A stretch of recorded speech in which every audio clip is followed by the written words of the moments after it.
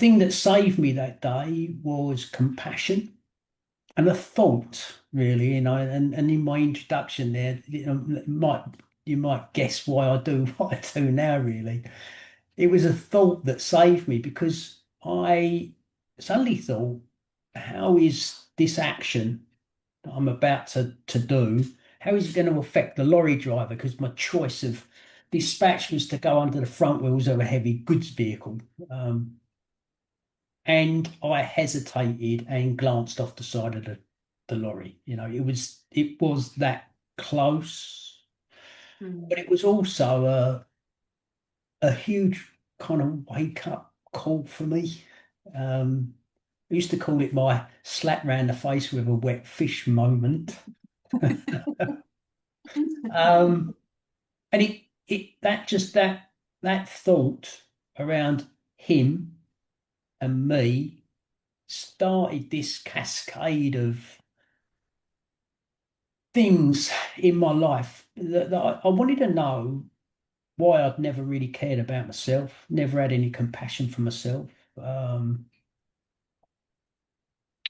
driven myself really, why I'd driven myself into the ground really for what, for what. And I started to study really how the mind works, um, for me, not for anybody else, just for me really. Um, yeah. So that was the kind of the beginning of my journey. In 2008, after an enhanced MRI scan, my neurologist informed me that I had now entered the secondary progressive stage of multiple sclerosis. Um, and there were no drugs available at that time apart from baclofen, gabapentin, and pregabalin, which they're kind of epilepsy drugs, I think, and pain management. And I didn't do very well on them.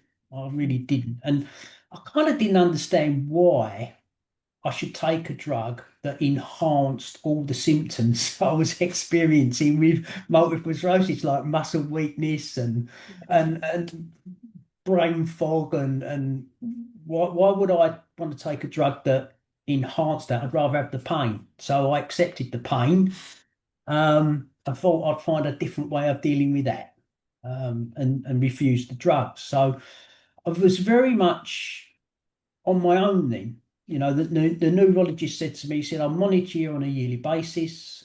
We'll hope for a cure. Um, but be aware that the way that this condition is advancing for you, in my opinion, will be in a wheelchair by 2012, which was only 4 years away, really. I didn't really like that very much because I also saw that as a weakness, if you like. But I accepted it, you know. Um, and as you know, this new lady came into my life in 2010.